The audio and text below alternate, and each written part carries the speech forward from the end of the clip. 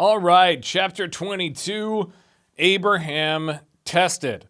Where were we? The last thing we had was the Treaty of Beersheba, and this is a chapter that people definitely will recognize. Won't spoil anything, but it's a big story in the Bible. I just realized how much trouble I can have sometimes when I'm trying to read this, but also comprehend what's going on. So that might explain, if you've watched up until this point from the beginning, when I've gone back and I've edited some of the videos now, it's like I reference something or I read a whole story, and then it happened with Hagar and Ishmael. Hagar and Ishmael, she was like, I think in the previous one, yeah, it was the previous. See, that's exactly what I'm talking about. I think it was the previous. I have it right here in the book. The previous chapter, it's like Hagar was sent away with her son, and I was like, who's this? Who is in there? And I'd already read the whole chapter. I'd just forgotten because sometimes it can be hard to pull it in while I'm reading. But I'm doing my best to do both. I feel like short term it's fine, like while I'm reading it, but then the overall connection can be harder. And there's also time between recordings in these videos. Like I will go a week sometimes without making a recording. And then I'll be like, where was I? But we're on Abraham tested, Genesis chapter 22. Sometime later, God tested Abraham. Good, foreshadowing. Here we go. He said to him, Abraham. That's how he goes, Abraham. It has an exclamation point, so I don't know what the tone is supposed to be. He said to him, Abraham. Here I am. He replied. People say that a lot in here. Here I am. I think Cain said it at the beginning, or maybe Abel. Here I am, he replied.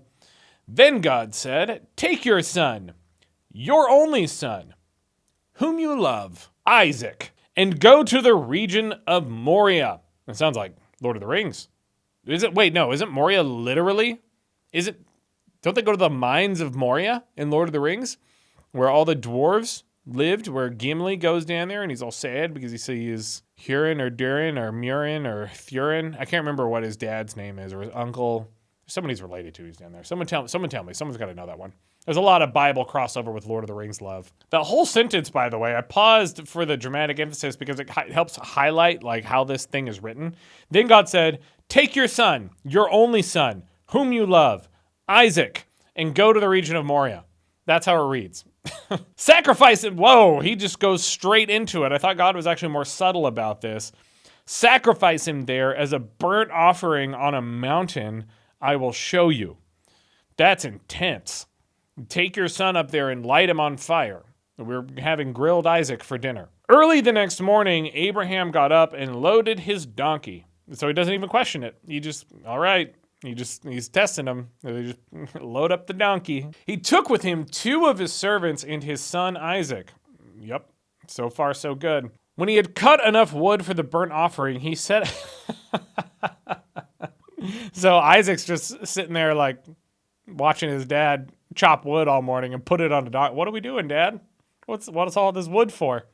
When he had cut enough wood for the burnt offering, he set up the place God had told him about. On the 3rd day, Abraham looked up and saw the place in the distance.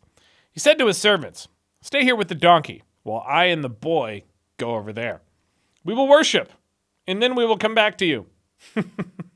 Abraham's like, we're gonna worship. We're just gonna go over there and, just worship a little bit. You guys stay here with the donkey. And we'll be back soon. Stay here with the donkey while I and the boy go over there. We will worship, and then we will come back to you. Liar! He's lying to them.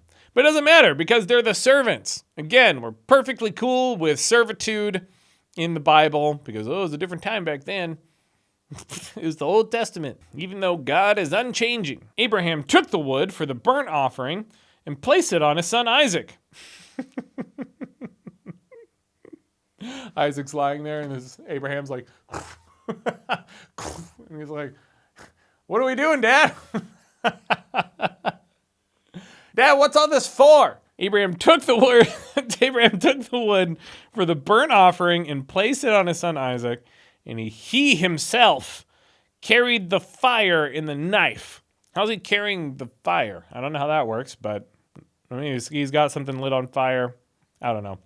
As the 2 of them went on together, Isaac spoke up to his father Abraham. Father? So it's exactly what's happening. He's getting buried in wood, and he's like, Father. Yes, my son? Oh my God, that's so funny. Yeah. Yes, my son, Abraham replied. The fire and the wood are here, Isaac said. But where is the lamb for the burnt offering? Just by the way, a lot of people like to parallel this to God and Christ. They talk about this story. Well, God made Abraham, and I won't spoil, I guess, how this ends. God made Abraham and Isaac, and he was going to have him sacrifice his son. So God knows how hard it is to sacrifice a son. He knows what it puts people through, and also the foreshadowing.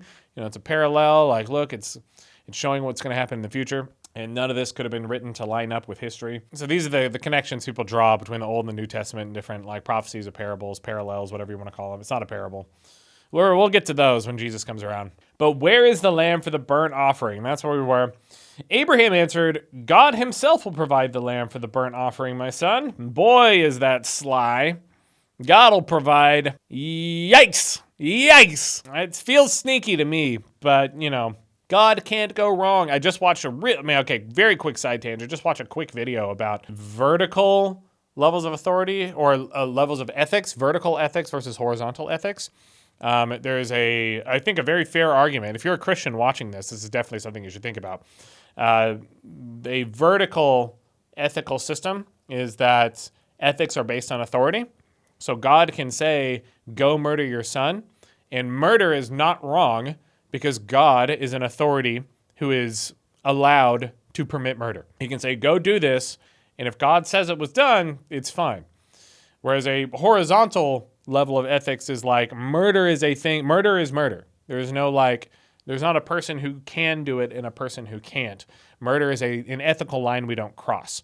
But it's one of the problems that we've seen throughout history and certainly in a modern day context of people justifying things that we would consider unethical as humans because it's in the name of God. So we can kill these people, we can take this land, we can do these things, we can commit these crimes because it's in the name of the Lord. Because this authority, this vertical authority, he is above those ethics that we say in like in America, or most places in the world, you're not supposed to murder, you're not supposed to steal. But if God says it's okay, suddenly those things are okay. Vertical level of ethics. I think that's what it was called. That's my very simple overview after seeing one video on TikTok. But thought it was really interesting because I'm sure the concept makes sense. It's definitely something that people follow and that I'm sure you've seen in your own life. So God himself will provide the lamb for the burnt offering, my son. And the two of them went out together. Nice. So he's just leading Isaac by the nose. When they reached the place God had told them about, Abraham built the altar there and arranged the wood on it. He bound his son Isaac and laid him on the altar, on top of the wood.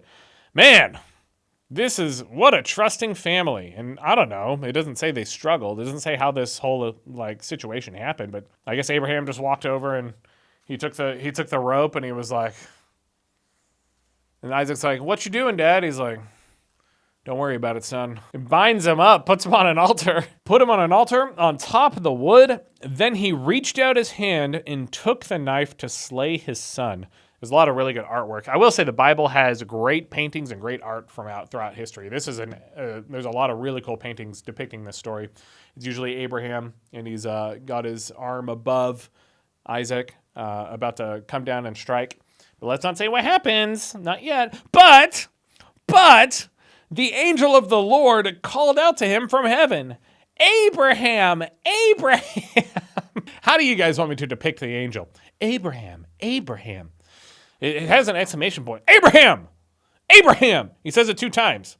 Abraham! Okay, here we go. Here I am.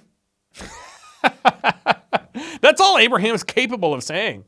He apparently, I'm shifting down again. I did this before. I tend to do this especially when I cross my legs. I shift down, and then I'm kind of out of frame after I film later. Here I am, he replied. One of the only thing Abraham's capable of saying in this chapter.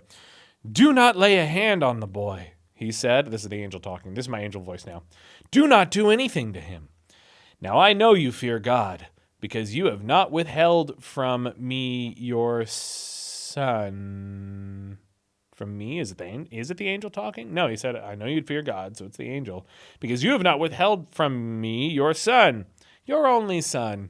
There he goes, speaking in that poetic way again. Abraham looked up, and there in a thicket, he saw a ram caught by its horns. Nice. God will provide. Abraham was right all along. I guess he doesn't just say, here I am. He went over and took the ram and sacrificed it as a burnt offering instead of his son. Nice. Solved that one. Good job, Abraham. So Abraham called the place, the Lord will provide. That's what the place was called. The Lord will provide. And to this day it is said, on the mountain of the Lord it will be provided. The angel of the Lord called to Abraham from heaven a second time and said, I swear by myself, declares the Lord, that because you have done this and have not withheld your son, your only son, I will surely bless you and make your descendants as numerous as the stars in the sky and as the sand on the seashore. We've heard that one before, haven't we? I wonder if at some point Abraham's like, yeah, God, you already promised me that. You already said you would make my descendants as numerous as the stars in the sky and all the sand on the seashore. And he's like, you got anything new? Do anything else you got to offer me? I mean, thanks for the descendants. It's not like I'm not grateful, but you're just re-gifting the same thing you gave me last year. Or 270 years ago when I was only 534. Your descendants will take possession of the cities of their enemies. And through your offspring, all nations on earth will be blessed because you have obeyed me. There we go again. He's just giving Abraham's descendants it sounds like not just the authority, but the power to take over the cities of their enemies. Vertical line of ethics. And through your offspring, all nations on earth will be blessed because you have obeyed me. Then Abraham returned to his servants, just like he said he would, and they set off together for Beersheba. And Abraham stayed in Beersheba. That's another one of those random details from the Bible. We got one little paragraph here at the end. Nahor's sons. I don't remember who Nahor is. Let's see if it tells us. Sometime later, there we go again with the sometime. Sometime later, Abraham was told, Micah is also a mother. She has borne sons to your brother Nahor. So Abraham was told this, Micah, your brother. So Nahor is Abraham's brother. Uz, U-Z, Uz, Uz, the firstborn, Booz, his brother. So the firstborn's named Uz, U-Z, and his brother, the secondborn, or maybe it's not the secondborn, maybe it's just the second boy. Bible doesn't like talking about women a whole lot.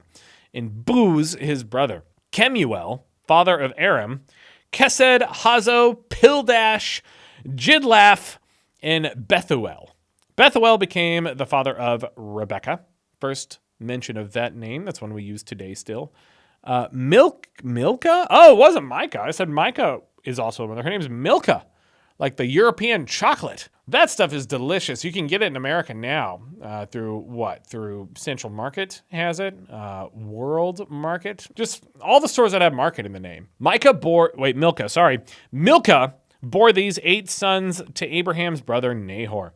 His concubine, that's a paid lifetime monogamous prostitute. His concubine, whose name was Reumah, also had sons. Tibah, Gahem, Tahash, and Maacah. That's the end of chapter 22. I will see you guys for the next one.